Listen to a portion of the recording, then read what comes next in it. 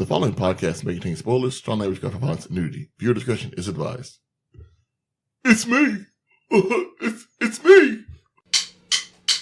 Four guys and a movie. Four guys and a movie. Donnie, Brian, Rob, and Joe reviewing movies for the show. Four guys and a movie.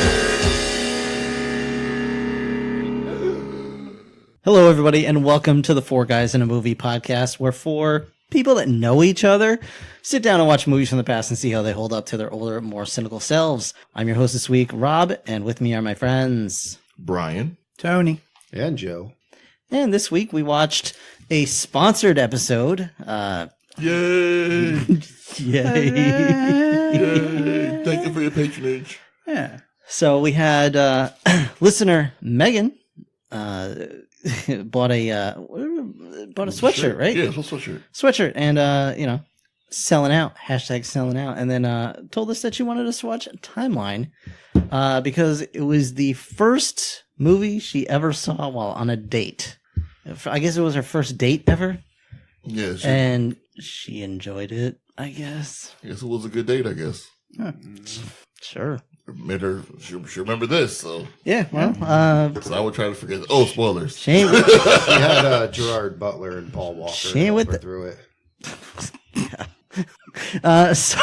Hey, Paul Walker. I mean, Gerard Butler did not hesitate to remove his shirt in this movie. No, he did not. So let me say right out the gate, all due respect to the deceased, but Oh, here we go. I got where are your Doritos? you know what? Okay. I don't need them. I don't want them.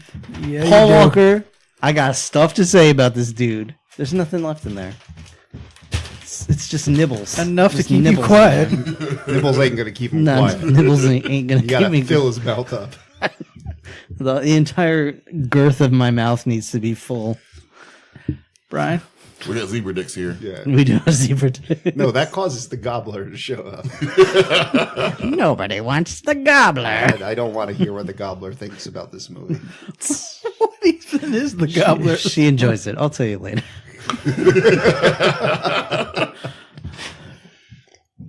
So anyone else have history with this movie? No, I've never seen it. One of the guys in my old vampire game saw it once and told me a little bit about it. And I think after about a minute of his spiel, I stopped listening to him. Tavis? No, Jay. Oh, okay. If I'm not mistaken, I saw one portion somewhere in the middle of this movie when I was working at the video store, and I just went, nope, we're turning this off. That was the end of it.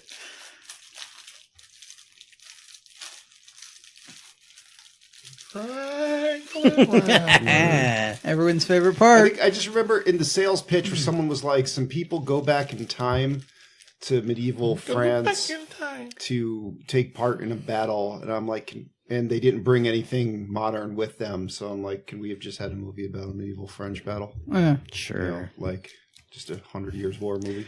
But it wouldn't be Michael Crichton. Yeah, I think that was my thing. I was like, Jurassic Park was awesome, so I'll go see Congo. Nope, we're done. Now, I kept getting this movie confused with, is it A Sound of Thunder? Where there's something Yes. to Yeah. do with baboons or something. Oh, yeah, that nonsense. one is Is off that, the is that walls also bananas. Michael Crichton? Or is No. that like Ray Bradbury or one of those kind of deals? I believe that's at least loosely based on the book, but I don't Isn't that remember who's. the guy with the mullet? It was like safety not guaranteed. I have seen that I've only one. done this once. I'd rather watch that. Pretty much. Yeah, much better movie.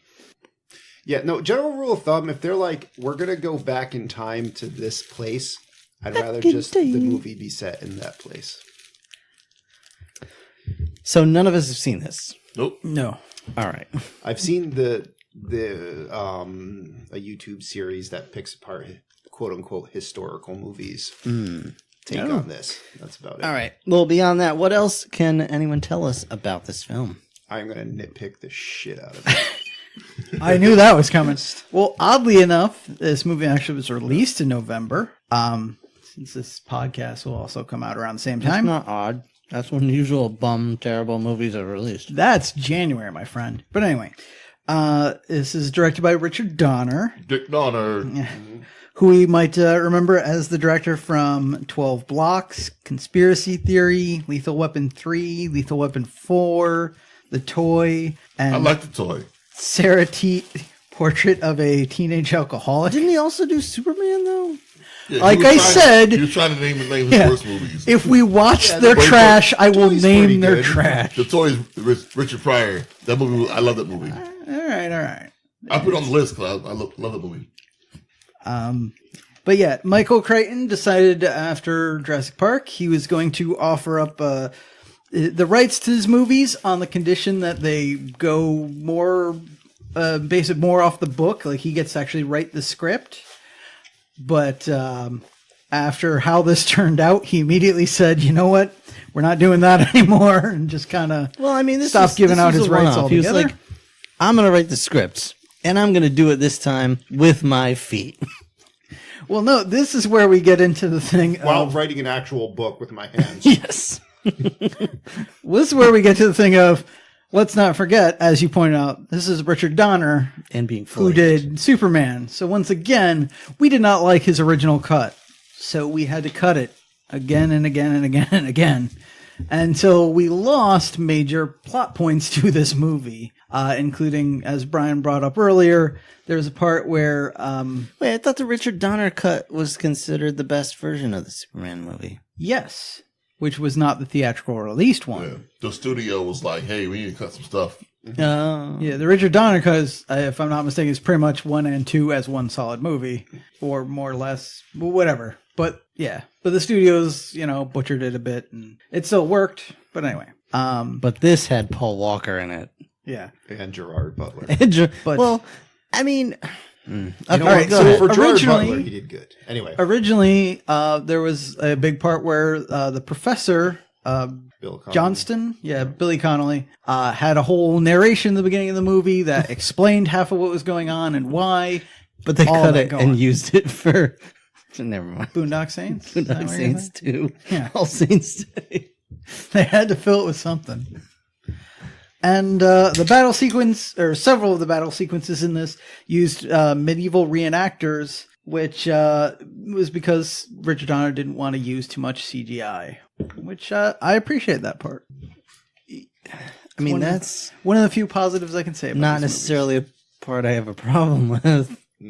I wouldn't even imagine CGI being in this movie. No, Like honestly, movies. Oh, this came out in 2003. I could see how they could have put CGI all over this. no, damn but I thing and mean, made it like awful. like there's nothing CGI worthy. Oh, Like, you yeah. just do it like practically and be fine. Like I don't want a dick right So, now. you used to do. Yeah, but not a. I want a chocolate dick. Rob, get away from me. Thank you, Brian. So, who wants to guess at how much money this movie cost to I already make? know, so I gotta be out. 65 million. So it's 2003. Yeah. Oh, so it's a lot. $50 million in a Renaissance fair. How much is the Renaissance Fair worth to you, Joe? Which Renaissance fair? Like a shitty one. How much is a Renaissance fair worth to you? Yeah, no, about $15. Okay. That's about where I draw So the line. $16 million and $16 million and $15. No, and- $50 million and $15. Oh, $50 million. Mine was 65. Oh, yours was $65 million. Well, sorry, guys. You want to tell them what it was, Brian? $80 million. Bingo. I guess technically Rob wins. Yo, No, $80 million for this bullshit. No, because it came up before. there are no winners there. I want to remind you at this point, Beetlejuice, which we did prior to this, I believe was 15 million Something like that. Yeah, to make 15. it. 80 million for this. But like, in all fairness, if they had to cut and recut a bunch of times, then maybe that some of the money went to reshoots and that kind of Maybe, shit. but not that much. Anyone want to guess how much this made? I'm going to say Not that 25. 30. This was after Congo. People had lost their love for Michael Crichton at this point. I saw two numbers. I'm not sure which one's real or not. I saw 15 million and I saw 13 million. Oh, I know we were in that bad. I believe that was domestic. I think worldwide this made 25 million. Okay. Roughly. I think it was like 24 and change, but yeah, I'll give it to Rob, 25 million. I don't feel good about it. Again, compared to Beetlejuice, $15 million to make, $75 million made domestically, if I'm not mistaken. I didn't even have worldwide numbers on that. But yeah, big difference there. Yeah, well, I mean, you also consider Michael Keaton tearing up the screen, Paul Walker struggling to cognate, Yahoo! That was her. It wasn't. and then whatever that was. Yeah, One of the most awkward love stories I've ever her seen. Han Solo impression. Happy Life Day, everyone. Happy Life Day, Rob. This chocolate All peanut right. butter dick. You want to know what $8 million gets you for a cast? Yes, let's hear Please, this. Joe. God damn it. All right, so you got Paul Walker as Chris Johnston, Frances O'Connor as Kate Erickson, Gerard Butler as Andre Merrick, Billy Connolly as Professor Johnston, David Thewlis, King Einan himself, as Robert Doniger, Anna Friel as Lady Claire, a.k.a. Joan of Arc, Neil McDonough as Frank Gordon, and Michael Sheen as Lord Oliver. Wait. What? So were they repurposing the Joan of Arc story, or was she actually supposed Well, I to was be going to Joan talk of about Arc? that when we get to Castle Guard, but it's That's like Joan 2 of hours Arc, away. But, like, I don't know why we didn't just use Joan of Arc. All right. No idea. Something seemed off about the whole thing. So they were repurposing the story of Joan of Arc. Well, there is a famous battle where Joan of Arc, after she had gotten kind of sort of command of an army, or at least they were following where she should attack and whatnot. Yeah, it burned her, right? No, before that, when she was actually having success on the battlefield, she led a French army in a siege of a British castle, and it was her getting shot with an arrow and deeply wounded, and then she came back still wounded, and it rallied the French, and they stormed the castle and won the day. So it's basically the story they're telling here, for the most part. Well, Just Well, maybe someone somewhere in this was like, this is not historically accurate, so we need to change some things to just make it our own thing. it's telling the story in the same way that a baby can accidentally spell words with letter blocks. yeah, but it's like that. Yeah. I mean, that's a cool story and actually happened. Like lots of people were there and witnessed it. Like, Oh, yeah. why don't we just have them go back and see that part? Because then then you- you couldn't have the end. Right. My With- ear! Yeah, Yeah. with Gerard Butler. It was me. Couldn't do her. I suppose that's true. All right. So we want to just get into this. If I Rob's don't done want to. But eating and not doing his duties over here. Duties. Oh, sorry, that was out loud. I'm eating my feelings. yeah, Rob needs comfort food right now. All right, you want to start this off? Mm-hmm. Yeah. Okay. So, a peasant dies in the middle of a road. That's the first scene. It's just guys are driving. A peasant appears and dies. You're like, I don't know you, but good. Yeah, what the fuck was that? So He gets stabbed and then in the Middle Ages and appears on a desert road, but seems to have died because of organ failure. yeah, Because he's just all kinds of jacked up. he got spliced wrong when he He was splinched. Splinched. That's the word I was looking for. Thank you. Yes. All right, so he's at the hospital. The doctors are like, "Whoa, this guy is just fractured along his everything." And then this ITC corporation shows up. They're like, "Whatever, give me the body. Shut up. Don't tell anybody about this." I do like how the officer was like, "Damn, that sucks." When like your boss has to come get your body, like something's not right. When like your employer has to come get you. Like It's a sad state of affairs. And they just turn over everything? apparently, yeah, hey, Like, sure. oh, yeah, he doesn't have family. Don't question it. Don't look into it. Just give me his stuff. Hey, that necklace, I need that back. The first, goddammit, this film got out of me is I found out on the other end of this guy's cell phone is fucking King Einan, Professor Lupin, David Thewlis over here. Dude, pretending to that's who it be. was. Yeah. Okay. Yeah. You didn't catch that this whole time? No, because I'm like, this fuck face is familiar. Yeah. And you were like, wow, his American voice is so natural. Yeah, what the hell was going on? Don't I know. was trying to place why I hate this guy. It sounded like he had something attached to his balls that would electrocute him every time he spoke in an English accent. It's funny because I mentioned this is probably one of the worst. Wait, what? Brian, that's what you want your powers to be? Yes, that's exactly it. Nut shock on interrogation. Anti British accent. Gonna make sense to no one listening. That's All right. fine. Sure it is. So, this is one of the few movies where Gerard Butler doesn't have to put on some shitty accent to cover up his Scottish brogue. It's one of the few movies Gerard Butler is the best actor around in it. But that's the thing. Sad. Instead, David Thewlis apparently has his accent like chained up just barely, What by like the cheap rope that they hang these little necklaces on.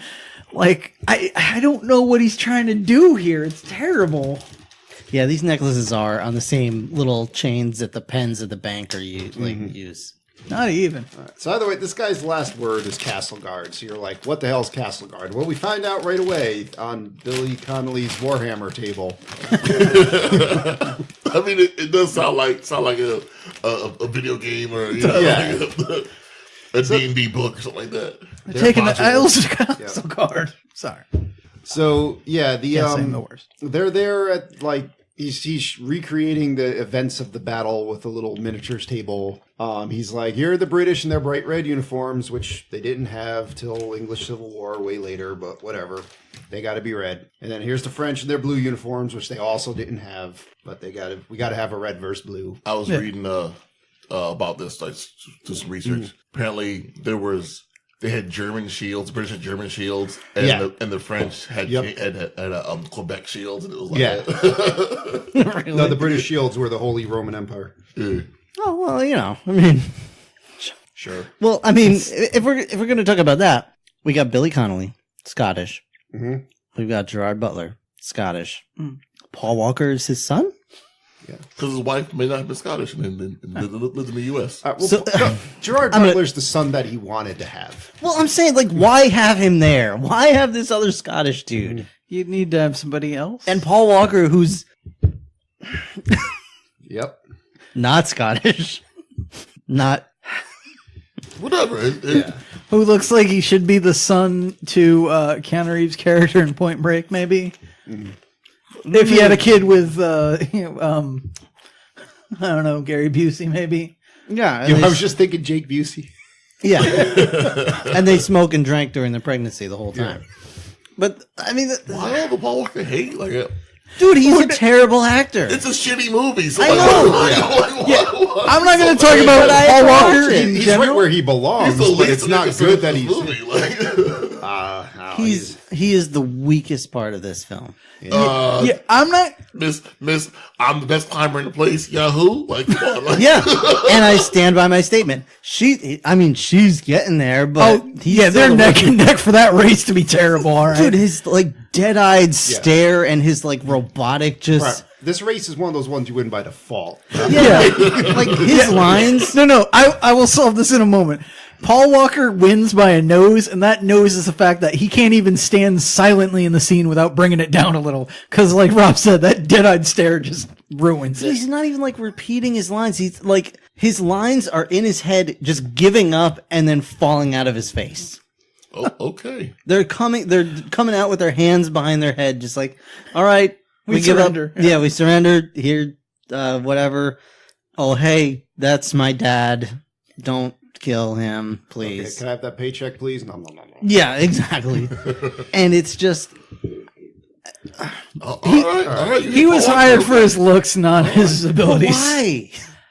Because It's a shitty movie. Like, why argue like about a Because that's what we do. That's what this podcast is. You're so heated. Like, I am. in 2003, you could sell more tickets with a good-looking, blonde-haired, blue-eyed guy than you could with someone In like 1944, you Gerard could Butler. too. That doesn't make it a good idea. Yeah. I'm not saying it was a good idea. Nothing here was a good idea. In 2003, as sad as I am to say it, I could have used a Vin Diesel in this movie. I would have spiced it up. Yeah, he could have also boy. been living his life 1/4 mile at a time, 1/4 century at a time. I don't know if we were going with generic actors put in here for their looks. Yeah. Anyway, I'm just saying, why weren't the roles swapped? I don't And know. Gerard Butler was Yeah. Billy Connolly's son. Well, Could you have imagined Paul Walker being the guy who had to fill As going, my ear, my Yeah, I ear. mean- Yeah, no. I could have, actually. can you imagine Paul Walker as what he was an archaeologist, some kind of professor or something? You know what's sad? In this scenario, and I never thought I would have said this, I would have rather just had 2 Gerard Butlers. Yes. Yes. And I don't. Yes. I never thought I would ever say that. That is correct. How about one Gerard Butler and like a hand puppet? That's basically what you had. But no, I guarantee this was, we hired Gerard Butler, he was going to play the son, and then they were like, well, we need to get another actor. And I'm like, well, we can get this good looking young guy. Like, well, he's got to be the son then. We'll just shuffle Gerard that Butler's over. not good looking enough? Compared to Paul Walker, I don't think so. I'm thinking they're aiming for the teen market. Paul Walker's more to draw than Gerard Gerard Butler was Dracula. Megan, when you hear this, I'm in. not going to Also have keep in mind, Or Paul wait. Walker. Also keep in mind, no, I'm not arguing who's better looking or anything. Just, I'm saying, keep in mind, from the standpoint of movie making, this was pre 300. Well, we didn't you could have been here for this, but it was post Dracula 2000. Just remember which one I would fuck, marry, and kill. Which one? It was Gerard Butler. Remember? Dracula 2000. I don't.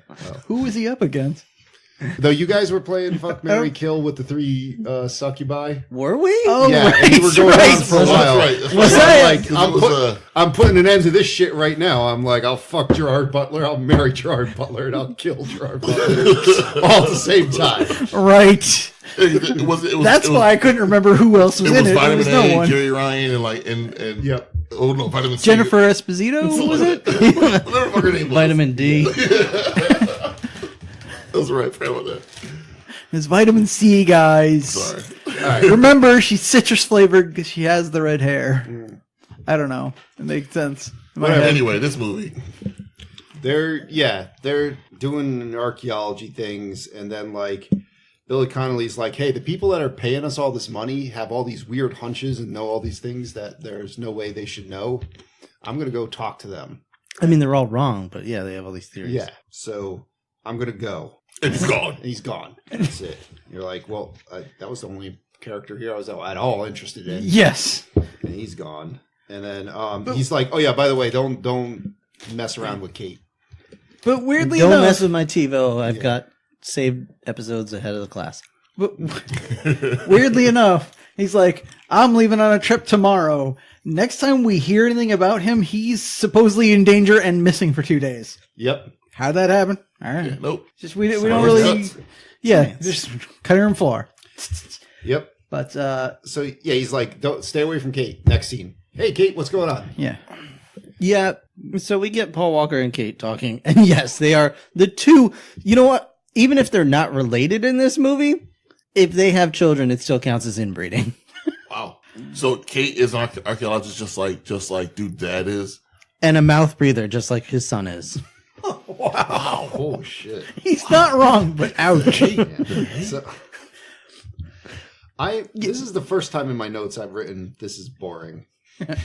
With the two of them trying to have a conversation. Because it was boring. Yeah. I honestly think just if we used this next few seconds of this scene and showed actual archaeologists slowly digging something up would have been more entertaining.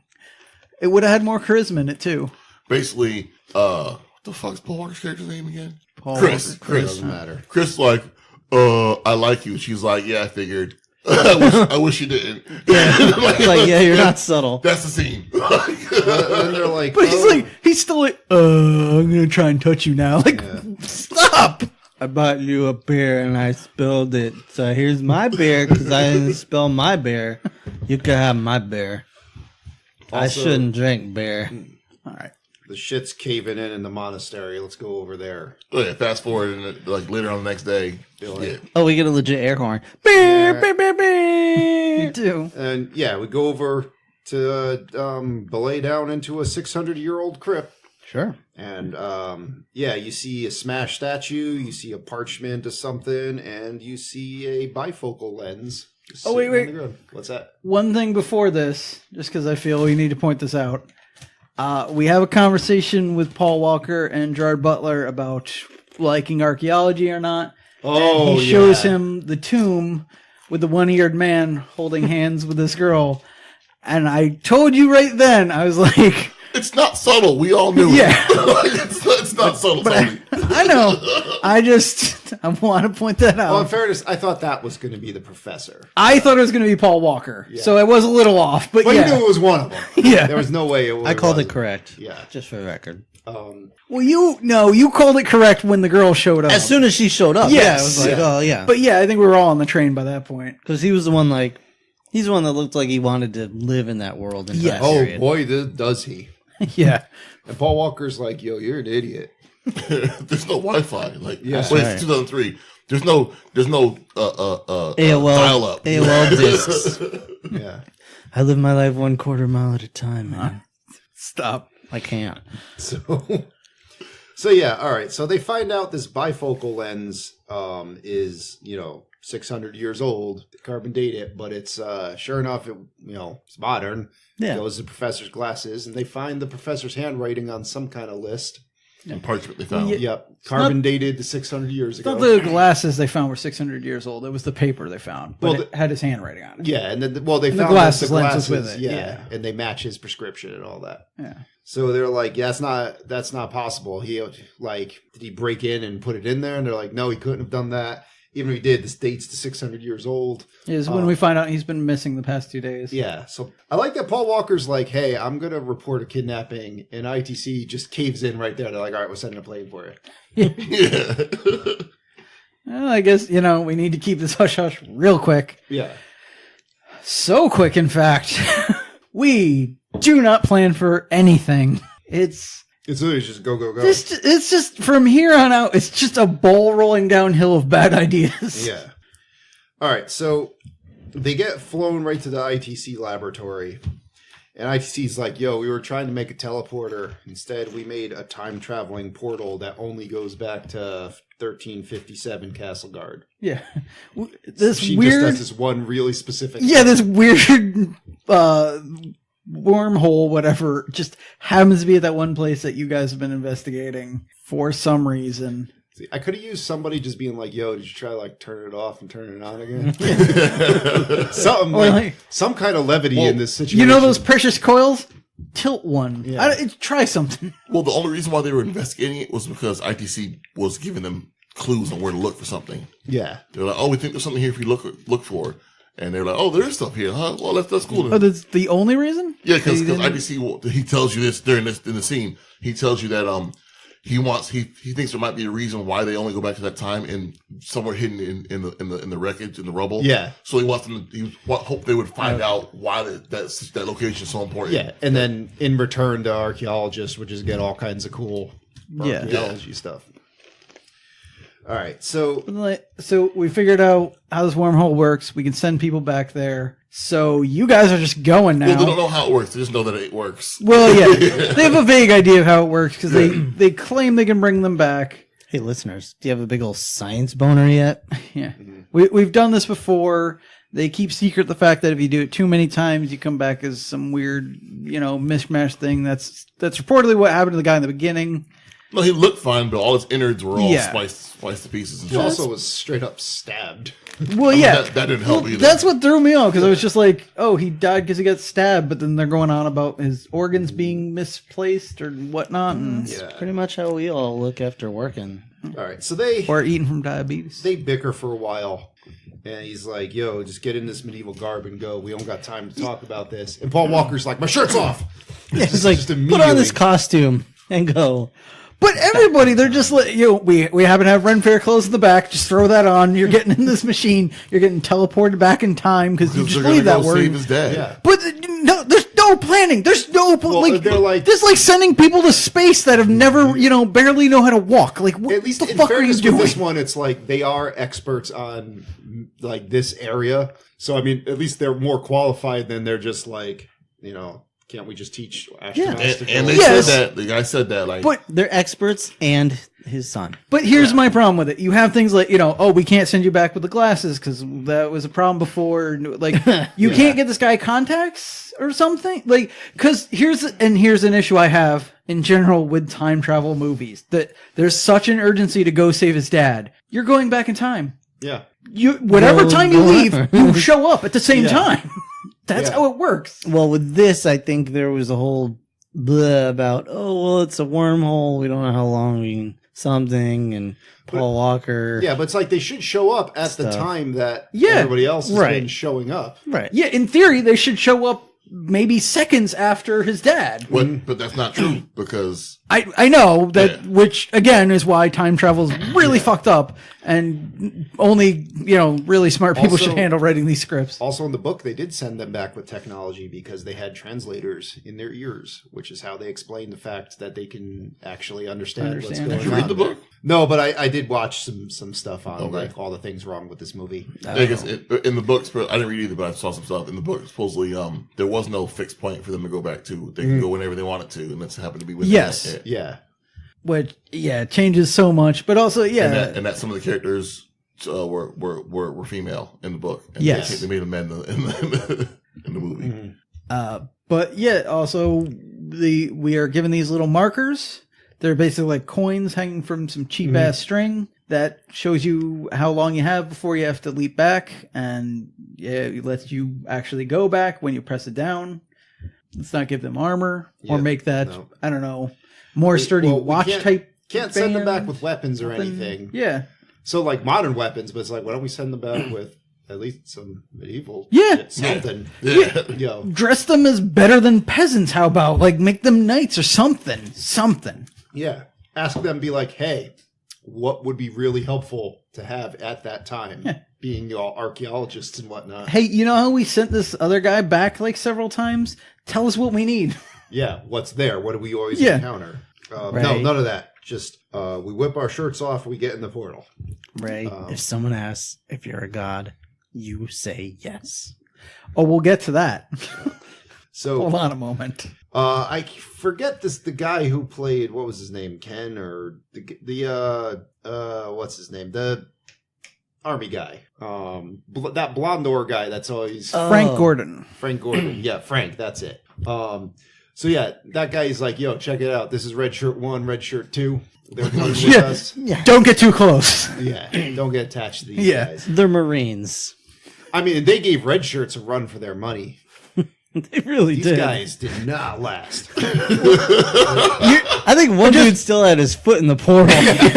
Just to clarify, you mean metaphorically, because when the red shirts actually chase them down, they do not give them a run at all. No, it's true. The red shirts of this movie do the asking. Like the worst part about it is one of the characters goes, why are Marines coming? And he says, well, if something goes down, you want someone who can handle themselves. And I'm like, but they don't have guns or anything like that. Yeah. Like they weren't trained from shit. So like what? Why don't they have like even something like a crossbow made with more modern materials that would work better? Like even something like that. With screws. And again, this is where it all comes apart. Just bring a taser and tell everybody you're a wizard. Yeah.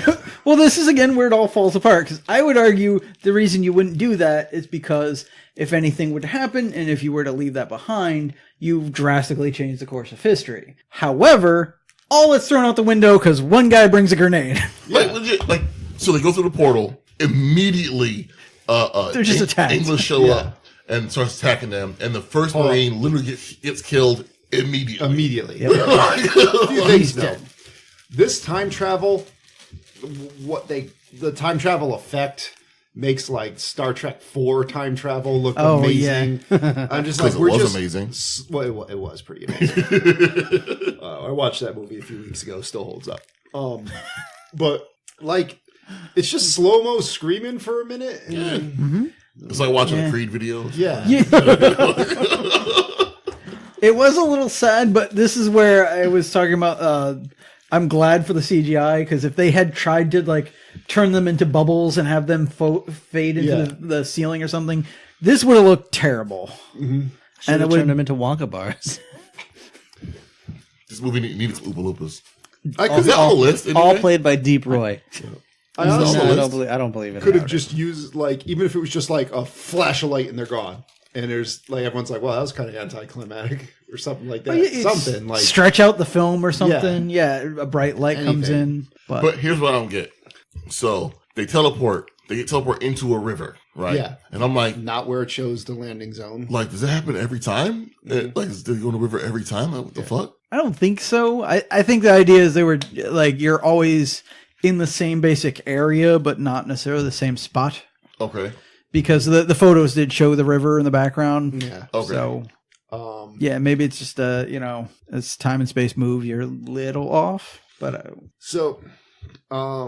yeah, one guy gets immediately knighted. Like he's just appears, stab. Like guy on a horse just rides by and loses his marker. And loses his marker. Yep. Just gone. And his corpse is left back in the 13th century. Yeah. Or 12th So century. now his corpse and a piece of technology just left in the 13th century. So and Goldblum yeah, is not having it. this other guy shows by. He's got a few different character classes here because he's firing a longbow from horseback. That's pretty impressive. Yeah. So he launches a longbow into this other guard. Now, granted, the guy's got an arrow in his chest, so his decision-making ability is compromised. But he's like, here's what I'm going to do. I'm going to pull out this hand grenade that I have. They were told to not bring anything from the future. For whatever fucking reason. These are the two red shirts, by the way, we're talking about. Yeah, and again, the alleged Marine security team. We told them not to bring anything. We didn't pad them down or anything. Because why would you do that? Yeah. Right. Just send them on in. I mean, an explosive, I guess, it'll blow up. So, I mean, it's a frag grenade. Yeah. So it still leave fragments everywhere. It'll leave fragments of metal, but it's not like it's going to leave something behind that's someone's going to find and be like, I'm going to make a device that explodes when you pull a thing. Even just but its use will leave a lot of questions that will change. And if you're going by somebody. the butterfly effect, it's got who knows what kind of consequences. But either way, this guy's like, all right, I got my hand grenade. Now I'm going to squeeze the little thing to go home. Right. That makes sense. Yep. And this other guy's like, I'm just going to keep putting arrows in you. So then he teleports back to 2003 or whatever. And he's like, guys, I got a bunch of arrows and a grenade. Drops that, dies, blows up the time machine. Yep. Now, and you're just like, what the fuck kind of lazy writing was that? Like, that immediately went to shit for like no reason. I may just be a simple country chicken, but if I have a time machine that is solely operated on these precious coils, you think I might have some backup ones? Mm-hmm. You would just think. In case the worst happen. I mean, they do say there's like they're not even sure if they built this thing properly or if this is just some happy accident. So maybe you can't build a backup, but you would think you would try and, I don't know, have extra parts hanging around. Or like, why not just have it where all of a sudden the machine breaks and like they can't come back and you're like, why did it break? I don't know. Let's take a look. And then you find out later on that Professor Lupin McWeirdface is like, tampering with it or something because he just wants to dispose of all these people or something like that. Just think a little harder than dude pulls out grenade, dude blows up time machine. I'll one up you on this. Yeah. Why not? The way this thing works is we could track you by these little markers, but they can't do shit. And you just have 24 hours to handle your shit and then get back here and then not have this whole garbage with Professor Lupin and the D squad of, nerd dudes, whatever. Why not just have this movie set in 1357 Yes. and not have time travel? Because it's so inconsequential to this movie. Maybe use that time to build up the relationships that just come out of nowhere. All right, right off the cut. This movie, better or worse than A Kid in King Arthur's Court? I'd rather watch that.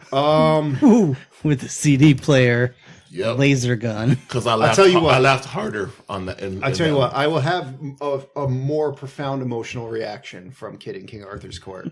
That's fair. This movie, I'm just kind of like, why are we doing this? And then I stop caring. Okay. So, Gerard Butler runs off and like hides in a hole, finds a lady. He's like, I will do you. Yeah. You are mine. Yeah. Then like, you're like, all right. Like, you smell great. Here are some British people. They're bad guys because they're in red. Here comes the blue people having a little skirmish, whatever. Gerard Butler comes out. He's like, I just got a lady. Just kills this knight. He's like, I just killed someone. He's like, his testosterone levels are just going through the roof. He's now become a man. And Like for a hot second, he had to contemplate the I took a life. Yeah. For a hot second. Yeah. Quickly Just gone, one. But Just one. and then you find out the time machine's fragged, whatever. And then they're all just like, they go into a village and they all get captured. Yep. Just, you're like, this mission's already off to a great start. Yeah. 2 other people are dead. We're now captured. Yep. Another one's missing. And you meet Lord Oliver. And they just have a conversation with this pompous British guy. Because, modern English and Middle English are so similar. Yeah. That you can just talk. Hooray for Michael Sheen. Even like they didn't speak French back then the way French is now. Yeah. It's a whole different language. It's Occitan. Yeah. So like even the guy who they brought a translator with them that speaks French, which didn't even matter. Didn't even fucking matter. Everyone spoke English anyway. Didn't even fucking matter. Yeah. Like everyone spoke English. Didn't fucking matter. Mm-hmm. Also, in the scene here, their translator immediately dies. in the scene here, for some reason, Lord Oliver is like, "Hey, you say something. Hey, you tall guy, say something." And he's like, "French." And the guy's like, "Oh, you're French? Oh, they're like, oh, he's our translator. That's why he's here. Don't trust us. We'll be okay." I was like, "Well, translate this phrase." And the phrase was, "I'm a spy." Just wanted him to say it out loud. He goes, "Oh, you're a spy." I wanted to stab him. Like, immediately he's out. He's gone. He has his flunky staff. I don't even think he gives him a signal. It's like, he's just like, no, he's dead. I killed him. This is what I was talking about with if you're asked if you're a god, always say yes. Because it starts with, "Hey, tall guy, what's your name?" And he's like, "Francois." Like, no, you're George, all right? You know what's up here. Just, you're Frank, whatever, nothing French. He still would have said it with a French accent, though. So. Yeah, but David Thewlis was doing such a great job of covering his accent. Yeah. Hey, you can fake the funk a little. Partners. And this English guy's like, "A Frenchman in France? He's dead." Fuck him. How dare So what did you get? you? So the guy's dad is Scottish. Their mother's Scottish. Mm-hmm. And Lord Oliver says, like, we're with Scottish too. So I'm like, why they did too? Like, yeah, that's not one. That's 2 different Scots. In France, and it's not that far of a leap of logic to make that it's like the Scots and the French could be trying to form some sort of alliance to fight the English because they're both at war. They were all there together, so if one of them's a spy, guess what? They're working with him. Yeah, it's probably the Scotsman. So, yeah, they lock him in the dungeon with the professor. Nice and convenient. Bam. Turns out the professor was able to save himself by saying that, he could show them how to make Greek fire. Mm-hmm. Spoiler alert, nobody knows how to make Greek fire. The Byzantines were so good at keeping that recipe a secret that it got lost to history. You can make like napalm or something like that with modern materials, but with ancient medieval materials, they don't know how to make it. Yeah, I was wondering what exactly he was doing there. But, So, yeah.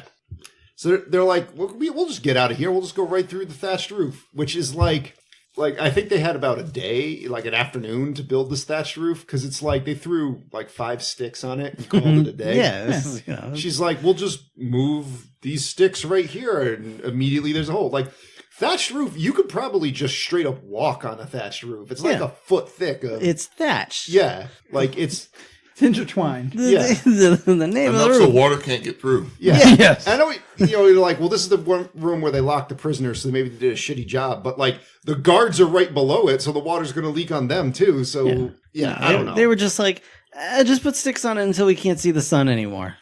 Yeah. We're like, we got about 80% there, and they're like, good enough. Fine. This is hard. This is not a roof. This is one of those traps when you dig a hole in the ground and just throw the sticks on top so that somebody walks on it and falls in.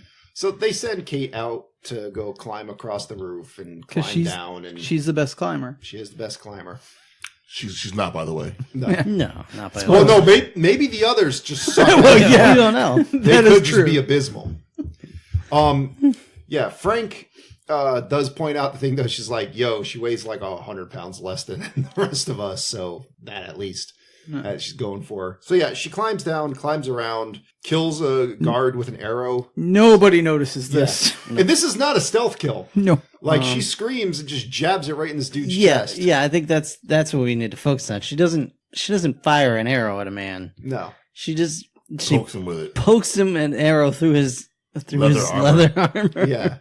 Yeah, and that guy's not just going to go like, ugh, and die. Like, No. I feel like this is extremely inconvenient right now. Yeah. I am in a lot of hurts. This pain. is really painful. I'm slowly bleeding internally. Somehow she managed to kill him with it. Yeah. My Maybe she lungs- staked him right through the heart.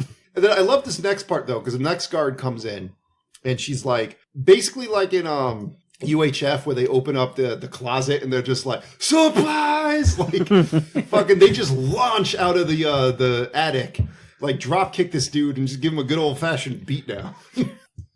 Yeah, I would love to see the other camera angle of how this guy was prepared to just launch himself like that. Yeah, he was, because like it was literally like they fired a cannon, like they just pulled the stairs down and he flies out. I can only imagine he was like standing on his head, like holding on to the edge of this thing, ready to swing down the minute that door opened. All right, so Gerard's like, check it out. I'd like to go with you all, but there's a lady over there that I'm reasonably interested in. So I'm just going to leave the party behind. My divining rod is pointing that way. In pursuit of some vagina. Legit. That's it. Yeah. That's it.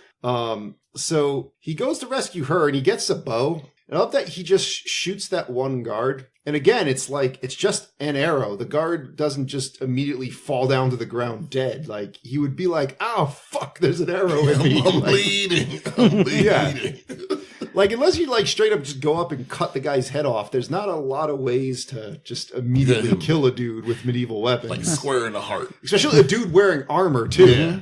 Yeah. But also, just the fact that Gerard went after him, or her rather, because like you would think one of the people in the party would be like, if you're worried about if she's going to be okay, she's been dead for hundreds of years. It's Yeah. fine. Like, Let's just don't worry about leave. Yeah.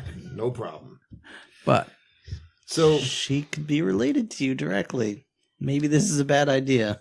yeah, I don't. Now I don't- you're your I own stopped grandpa. Paying attention. I don't know. Like, I know there was a guy with an axe. And whatchamacallit, like they kick their way out of the house through the wall. Yeah. there's you know, fighting, there's running, shitty they get waddle captured dog. again, they run again. Construction. Yeah, and they're just in a basket floating down the river. Yeah. Fun times. And Gerard's like, I'm going to hit on her. And she's like, I'm going to be oblivious. And then you meet the French resistance, which turns out her brother is like the man in charge. And what is up with this guy? Because he looks like Ben Stiller in some bad makeup. I mean, whatever. He's not Yeah. attractive. It's all right, Tony. It's not just unattractive. It's just there's something just off here, and I don't know what, and it's bugging Ben me. Stiller in a Will I was Arnett mask. gonna go with Maybe. an older Sean William Scott. I could see it. Okay. Yeah. All right. Yeah, I mean, sure. Go ahead. And you find out that she's Lady Claire, some famous lady from this battle that Gerard Butler's character. We easily could have made her Joan of Arc, but chose not to. So now back to the other party. The other party's like hiding in some. Well, if it's Joan of Arc, we couldn't have the beautiful ending we get, Joe. Sure. So, yeah, Brian, you were Pump saying. the brakes on the word beautiful. Look, that ending brought couples together. For a time. So, continue. At least lend us some it did- action. Yeah. Okay, I was gonna say I don't think that relationship lasted. I don't think that wasn't okay. So anyway, yeah, he's like, "Yo, that lady, keep her away from the castle, Lady Claire," because he doesn't basically say that she's gonna die, but basically like it's like, "Don't let her near the castle. I'm going." Shit immediately goes south. He gets captured. The resistance gets attacked. She gets captured. Everything just fucks up. The rest of the party is hiding out in a little hut now. Mhm. Yeah. And, All of a sudden, they just friggin' this horse just kicks the wall down. It straight up rectal gouged the wall. Yeah, it did. Like I'm like that's just a horse's ass just slammed through the wall. What the hell just happened? Is that normal? I mean, I didn't realize that's a thing you could do, but like you totally could just do that, I suppose. The horse has a blanket over that says Mr. Plow on it. How funny would it be if the guy was just like, "Oh shit, I backed up too far." So it's like, yo, you just crushed my house. Not like it was a deliberate thing. It's like a Red Dead blooper reel. Yeah. I'm just picturing, like, those scenes with the FBI standing next to the door, like, bring in the battering ram, just a horse's ass comes through. I know this movie's trying to take itself seriously, but this is again like, could the Therein- horse have farted or pooped or something? But it's Therein lies through the wall. problem. Yeah, something. I'm grasping at straws here. So Billy Connolly is captured yet again, along with Frank. So they're taken away. Paul Walker and Kate the two dead-eyed fish. Oh. They're presumed dead. Well, yeah, they get stuck in a building and Yeah. it gets lit on fire. And the British, I think there's a flaw in their armor where they can't look up. Yeah, it's like Michael Keaton's Batman suit. Yes. Because they just always just climb out the roof and no one fucking notices. They set this house on fire and leave like everything's fine. Well, they're still around. Yeah. But yeah, they're escaping through the second floor, which is at like eye level if you're walking, and these people are on horses and just don't notice. Well, I mean, with their armor, they can't look up, and then all the peasants, they're used to just staring at the ground anyways. Yeah. Sure. But yeah, so they escape. Everybody's staring at their phones. So yeah, what are we even doing now? Gerard and Claire kiss. That probably infected her with enough diseases to kill her. That her body has not Infected way him. around. Yeah. or the other way around. Like their immune systems are not prepared for what the other one has to offer. I was thinking that more when Paul Walker and Kate just are drinking out of that whatever the hell that was. They just find some water and start shoving it in their mouths like, and now you have the Black Plague. Yeah. Yeah, enjoy that. Have fun. Yeah. Okay. So then. Paul Walker is the potato famine.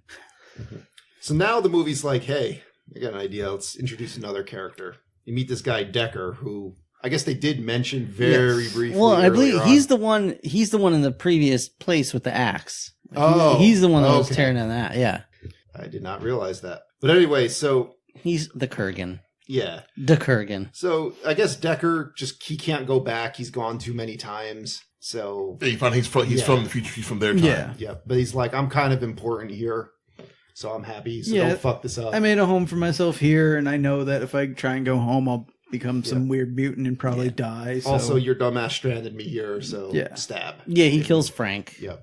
So let's just. Can we just fast forward to More like the than big half their party. climactic? I mean, we're castle battle, We're or- basically there. So the basic setup is like Paul Walker and Kate want to get into the castle. They're like, oh shit, that monastery we've been excavating forever. There is a secret tunnel. Yeah, her precious tunnel Through the mountain. Through the mountain. Yeah, they go off in search of that. What's it call it? Gerard Butler and the professor are together, and they're like, Lord Oliver, don't kill us. We'll make you Greek fire. Check it out. It'll be cool. The French are all there. They're like, we're gonna lay siege to this bitch. The British are like, bring it on. We'll fuck you up. Battle starts. And we keep cutting back to present day, Like, who cares? and it really is a who cares, because it's a whole bunch of we're gonna do this. No, you're not. We're gonna do this. No, you're not. We're gonna do this, and then David Thewlis pushes. Okay, so there's a scene where the head scientist Yeah. question mark is like, Yeah. David Engineer. Thewlis, I'm not gonna fix this for you because you want all these people to die. So isn't this Wait, about wait. time in movies where you usually become a villain? Yeah, yeah. Wait. Are you not Ares secretly? I also want to point that out because he's like, hey, how about we go back in there? We still have like 20 minutes or whatever. Let's fix this and bring them back. And he's like, no, we can't do that. And he's like, well, what are you doing? And he's like, I'm going to hide the evidence. Like, well, fuck you. Then I'm not going to fix this thing. Like, that was your idea. What the hell's happening? Yeah. So David Thewlis pushes the guy, and he trips into a rack of coats. Yeah. Yeah. I think boots. Like people get tricked by movies. Like any fight can be deadly because if you fall, hit your head on something, you die. Like our brains are not very well protected in our heads the way we think they are. So fighting of any kind can be deadly. Yeah. Like so. He gets pushed and falls back and cracks his head open on he but doesn't does die. he? He doesn't die. No, I don't think he cracks his head open. I think he just hurt himself a No, little. no, Yeah. like He he just clearly looks surprised. Yeah. he clearly hit his head on. Yeah, he hit his head. It didn't kill him, but he's knocked out of the he's knocked out of the. He just looks up and he's like, I mean, his face is just like, you bitch. But even David Thewlis comes over to him like, oh my God, I killed him. Like, I feel bad about this. And then like takes his head and like, oh, you're fine. And just like walks away. Yeah. It's I just don't like, understand. Walk it off. So you baby. anyway, I'm guessing in the book, he probably died there or something. Maybe we change that. he gets killed by a Comstagnat at this. So then we, I was going to go with the giant gray gorilla. that's fine. Ernie Both Hudson. of them. Ernie Hudson gets hit with an eyeball. Yeah. And they all get killed for eating somebody's sesame cake. So By a T-Rex. we're back It in was a T-Rex's sesame cake. back in France. Now, all right, this medieval battle, it's not the worst. But it's not good. It's not much of anything. I love me some trebuchets. Trebuchets are cool. Yeah. How do you feel about night arrows, Joe? I was building up to it. All right, let's We'll go. get to night arrows in a second. Okay. Trebuchets are pretty cool. They don't just hit on the first shot, though. That's pretty good trebuchetmanship there. Well, they're the best. Yeah. The best. So the English are like, you got trebuchets, fuck you. We got Greek fire harpoon cannons, which, I mean, cannons came out in 100 Years' War, but that's a little weird. You know. Yeah, But- I was kind of wondering about that. But it was based on Chinese firework technology. So basically, the professor made one shot, and it worked pretty well. Burned the whole trebuchet down. So Lord Oliver's like, take a bunch of men, go make a bunch more of that shit. So that's what him and Gerard Butler are doing right now. What should we call it? Okay, so now they're doing the obligatory cliche fire arrows, which also don't work. Just make your arrows worse. Fly way slower, pierce less armor, and burn your hand because you draw it back to your hand. Anyway, so they're like, I got an idea, a little surprise for the French. Also, I imagine, don't they make the arrow like super, especially since all those were wooden shafts, right? Yeah. Wouldn't they make them like super brittle? Yeah, it wouldn't help with that. It fucks with their weight. It fucks with everything. Like it stops being an effective weapon. Half of them probably for go out anything other along the than way. causing a slight fire. Anyway, so he's like, I got a surprise for the French, Lord Oliver. He's like, let's fire the night arrows. Night arrows. And what are night arrows? We just fail to light them on fire. What the fuck is that? Tony, do you want this sriracha sauce sandwich, or would you like a night sandwich? You know what? Which is just a regular sandwich. I'm almost out of toilet paper, so let's go with the night sandwich. Night sandwich. Like, what's funny is so the French are screaming, night arrows, night arrows. Like, what? Like, Brian. oh shit, we can't see the arrows. Brian, would you like some double stuff Oreos or night Oreos? No, what was the one? It was the cookies and cream flavored Oreos. And someone's like, did they just fucking make Oreo flavored Oreos? Wait, is that a thing? Yes, it is. Yes, it is. Yes, it It's is. terrible. But I said while we were watching this, like, I think it's a thing where they light the arrows on fire so much that they now need to specify when they're not doing Yeah. that. So that's why we get night arrows. But I'm like, how did nobody just said, hey, this is stupid? I want to know, what do they do or call those during the day? No, I bet there are special munitions that I bet they painted black. Specifically for firing at night. That's fair. You don't use night arrows during the day, tell me. Oh, yeah. But where's the day man? Oh. Oh my god. I knew it was coming, and it was even dumber than I imagined. I think the worst part of it is freaking Sheeran's stupid. Like, he looks like he's about to jerk off when he's saying this thing. Oh. Fire the night arrows. Mike Sheen's thing. Yeah, he subscribes to the what was the guy? The Dog the Pirate, that school of villainy where he's like, he just really loves being a villain. Dog the pirate. From Cutthroat Island, or they're fighting and he's like, So- I love this. So remember when I blocked all of Ernest Goes to Camp out of my brain? Yeah, Cutthroat Island is like that times 1,000. How can you forget these things? You just reminded him that was a movie. I mean, How you're did I kind of forget? my hero, but So- like, how can you forget these So things? I leave here, He's the Juniper group. and then I go watch about 10,000 episodes of Mystery Science Theater 3000. It just clears all it all just out. blurs Just clears it all out. It's like a mental douche. You are a mental douche. That's fair. All right, so I gotta say, I just quickly want to say thank you to Michael Sheen for learning here what will grow and grow over the years. So by the time he gets to Twilight, he can just chew the shit out of the scenery. Anyway, Wait, what? I've never seen Twilight. Yeah, what? Why? no, are but you I expect thanking- this guy playing Lord Oliver. He looks like someone that would be in a Twilight movie, or acts like someone that would be in I a think Twilight yeah, movie. he's the head of the vampires. because he's the hammiest shit in that movie, and it's the only watchable part of it. So More battle stuff happens. yeah, all right. So they're Paul Walker and Kate are trying to get in through this tunnel, and they run into like a dead end. But like one of the monks goes and gets the head French guy. He's coming in the tunnel. He sees them. He's like, "Oh God, they're English. I'm gonna fucking kill them." They're having a little argument there. But I mean, they're not English. They don't have an English accent whatsoever. Paul Walker's not even speaking a language. He's just all this hate. I don't saying noise. I'm a hater, and I don't. So, you're not on my level of hater. Yeah. So meanwhile, they got all the Greek fire ready, and what's his name? Lord Oliver. He's like, all right, fuck all this. I'm gonna put this chick, Lady Claire, that I captured. I'm gonna put her on the battlements, hang her from a noose, be like, yo, give this shit up, and we're killing her. Also, how, when, where? Oh, she was captured off screen. Don't worry about that. She wandered into their camp. He's making a mistake because his cavalry in this movie, if you think about it, are actually quite on point. His cavalry guys just come out of the bushes and immediately win at everything they do in this movie. Yeah, they do.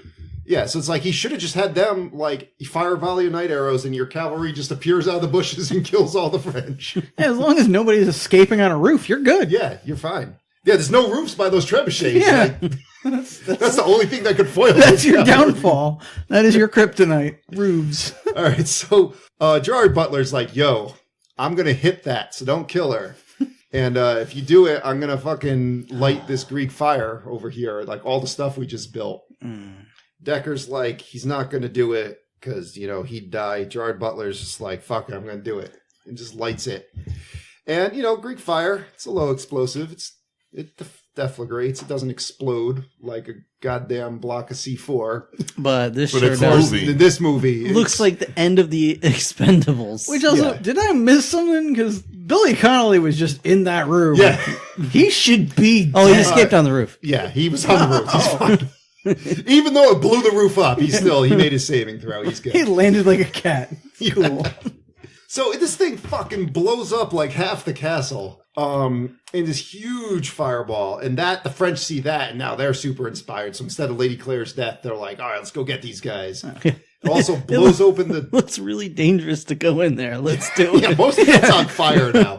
Also, that fire we can't put out. By our knowledge at this point, that might actually be a dragon. But let's head on in. It appears our horses refuse to go inside. We're on foot, everybody. Oh, here comes the cavalry and the night arrows. It blows a hole into the tunnels that the French were in, miraculously. Which also, that would have been a cave-in. They would have died. It's not just going to blow a rock out of your way. Well, plus, it probably would have like sucked all the oxygen out, and maybe you had a backdraft through that tunnel too. Yeah. Probably. But this makes Kate go Yahoo! Yeah, like whatever. Like no, legit. That's her line. Yes, Yahoo. she does say Yahoo.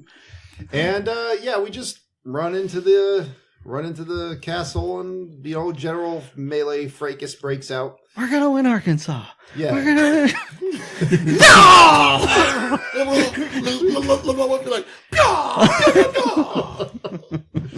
So, Lord Oliver's fighting the French guy. Then he's fighting Paul Walker. Paul Walker axes him a question. He gives him the old axe to the armpit. Lord Oliver's like, whatever, dude, I'm wearing armor. They're fighting for a while. Decker and Merrick are fighting, and first off, they both just tumble down the stairs like assholes. Yeah. Then they get up and they keep fighting like assholes. Kate, meanwhile, is the only one that like really kind of has her head together. She's like, I'm just gonna go open the gate. Yep. Yeah. There you go. Let the army in. French in. Yeah.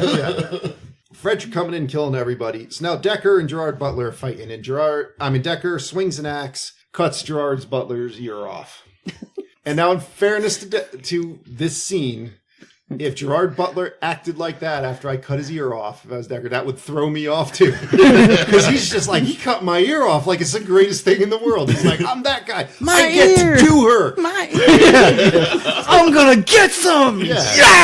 And he just fucking murders this dude. I get to bang this dirty French chick that has not bathed or brushed her teeth in her entire life. Yahoo! It's like Mario now. Yeah.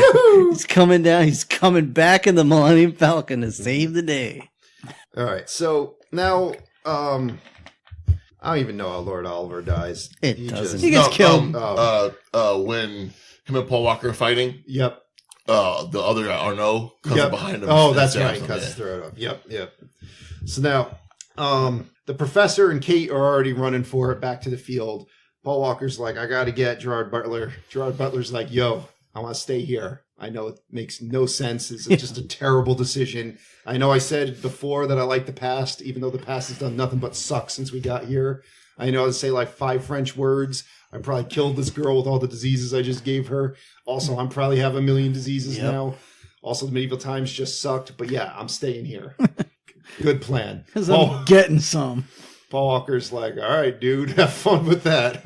Running away. And they run out to the field. And that British cavalry, it's on point. It's on them. He's like, some of the French guys try to stop it. I believe the horse whacks a dude with its ass into a wall.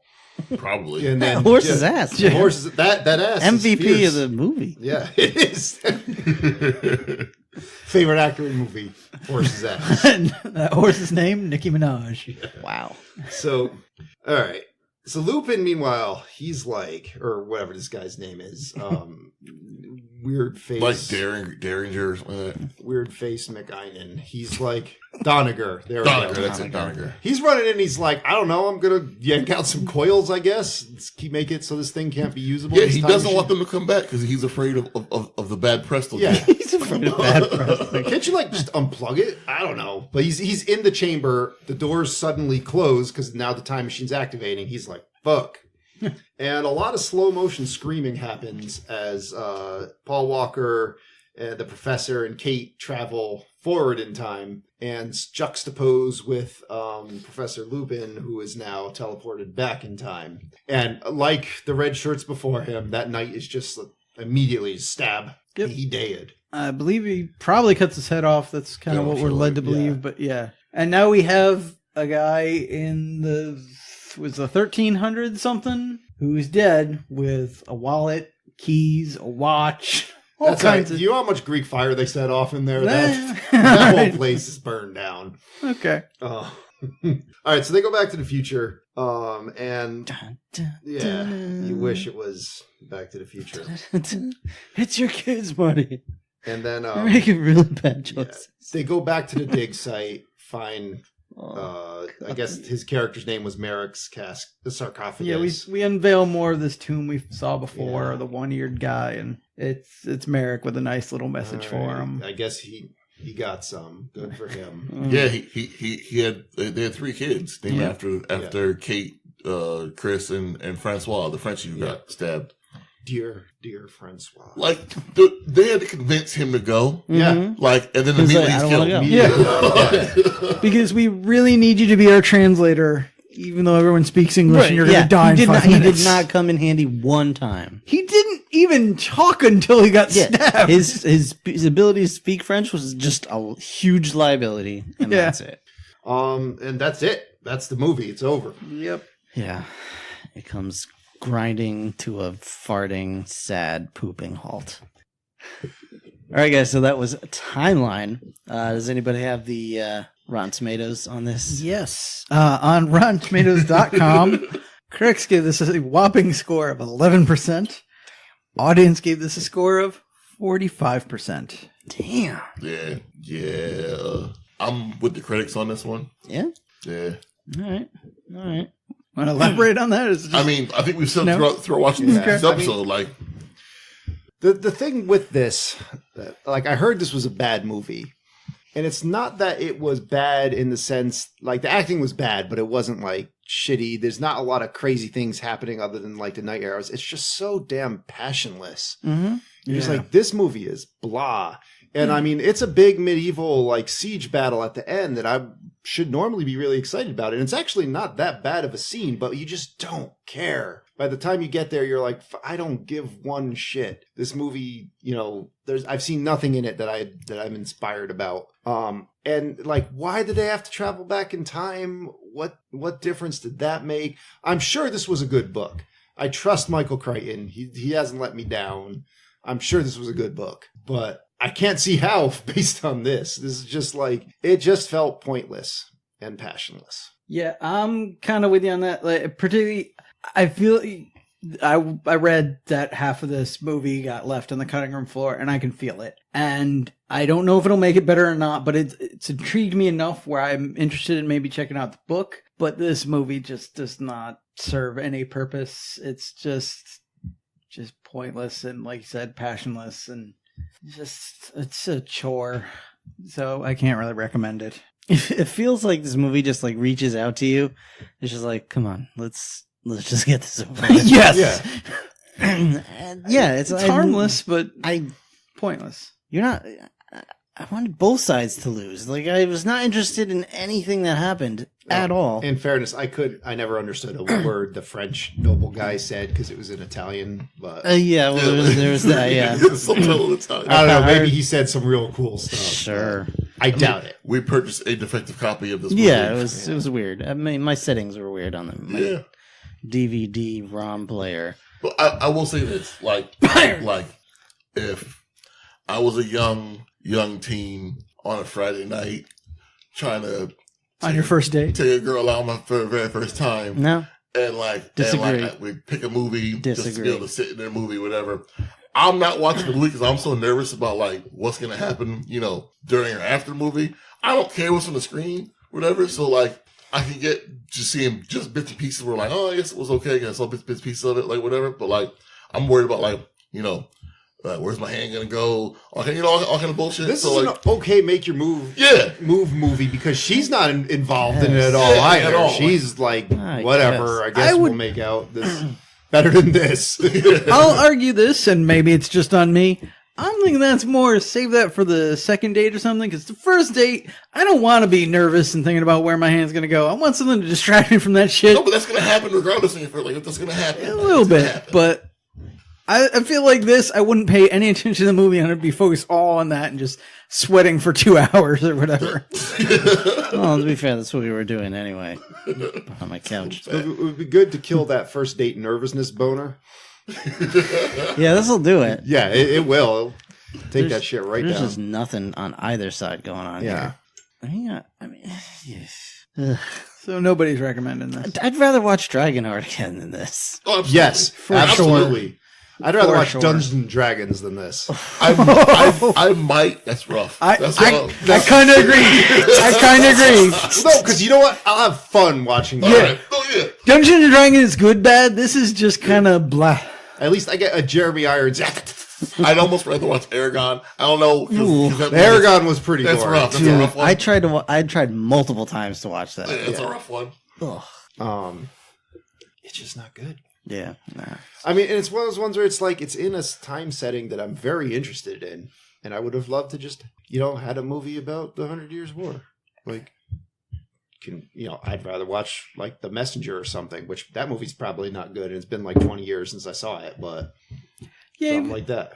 Even if this was just set on, this one archaeologist found this tomb and then went back in time and figured out, I'm kind of, making this history. Mm-hmm. You probably would have been better with that. But yeah, we waste so much time with the dude from Empire Records and David Thewlis dicking around. And That's what he's from. yeah, and accomplishing nothing.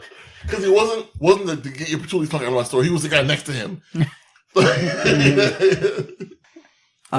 Yeah, it just, and yeah, again, we went back in time for nothing. We didn't bring any technology other than these pendants we keep losing. We're so ill prepared for everything. We lose half our party. It's just a mess. At the end of that medieval battle, it had something like Congo where the lady gets the diamond and that crazy laser. And just lays waste to those gorillas. Or if we're gonna be crazy with Greek fire, let's do something crazy with Greek fire.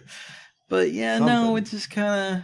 It was just a non-committal gray paste. Fine. Even like a stupid like an A-Team style battle wagon where they get a building montage. Something. But it was like even all the soup out fight your scenes. car like Ash and Evil Dead. I hate all that stuff normally, but I would rather see that than what I got here. But even the battle scenes, you could tell they only had like 20 extras, and they just kept reusing them. They paid each one of them $1 million. Apparently. Well, like, did this movie like kill someone in production that they had to pay the widow or something? Like, probably it killed me. Yeah. In execution. Let's move on. First, let's thank Megan for sponsoring this episode. Thanks, Megan. Thank you, Megan. Thank you, Megan. Thank you, Megan. If you'd also like to sponsor an Next time I episode, see you. you can do so by checking out our website at 4ampodcast.podbean.com. We have all kinds of ways to sponsor an episode. You get to give us a little money or buy some merch and then tell us whatever movie you want us to watch, and we will sit through it. Also, if you have a time machine, please come back and rescue us from having to watch that movie.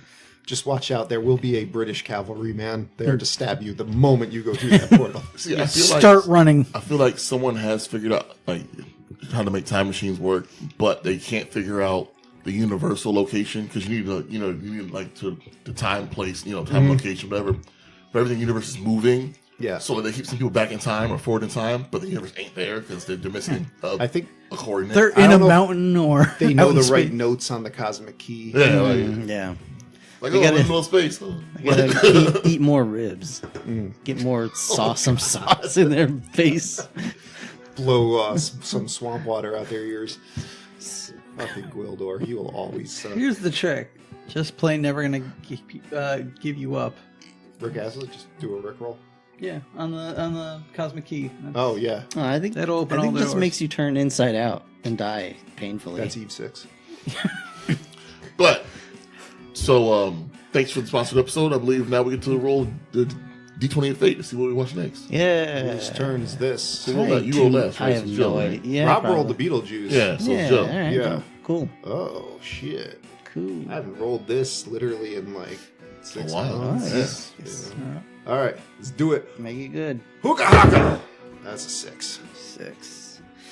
What do we got for 6? Let's see. Ba-ba-ba-ba-ba. Okay. Yeah, it's not good. It's not a good I face. guess it depends on. Depends means it's not good. It's a Marvel movie. Does that help? Nope. Tell which one it is. It's from 2011. Nope. Silver Surfer. It's got Nicolas Cage in it. No. Oh, no. Oh, I'm excited now. I am kind of excited. I've been wanting to see this. It is Ghost Rider. I've actually never seen it. Spirit of Vengeance. It's the sequel. Oh, that's Spirit the of even, Vengeance. the even It's the weirder one. crazy one. Oh boy. Whew. Them CGIing a crazy face over Nicolas Cage's already crazy face. I think it was in both of them. Yeah. And this one has him peeing fire. This one does have him being fire. Really? What? Well, I mean, what? Spoilers? Damn. Like, I'm sorry. It's. I mean, it was in the commercials. So it's not really. Ryan doesn't watch trailer. That's true. I It's mean, also back then I from, did, but it's also from 2011. It also has no bearing on the film whatsoever. Yeah, we're not. But yeah. Oh boy, it's gonna be a feisty one. Well, that's it for this episode. Join us next time for Ghost Rider: Spirit of Vengeance. If you like what you heard, please consider subscribing. We have a new episode every once in a while. For episode archive, merch store, and more information, you can check out our website at 4ampodcast.podbean.com. You can contact us by following us on Twitter or Facebook at 4ampodcast. And you can always email us at the4ampodcast@gmail.com. We're always happy to hear from you guys, whatever you have to say. Like we mentioned before, if you want to sponsor an episode, you can check out our website. And we do have a sponsorship page there, I believe, now. Thanks to Brian's awesomeness. And that's about it. I'm not going to give out the Google number because I don't think we're doing anything phone-wise for right now. But yeah. All right, when you venture out tonight in the evening hours, make sure to have an umbrella. You gotta watch out for those night arrows. I do have to watch out for those night arrows. wow. Fire and night arrows. So if you're near a bush, it's probably A cavalry in a there. horse that's just gonna slam you with its ass. Yeah. I mean, I'm going to be playing Red Dead. So probably, yes, a horse will slam me with its ass. Kill me instantly. All right then. Goodbye, fools. Deuces. Good night, everybody. Night arrow.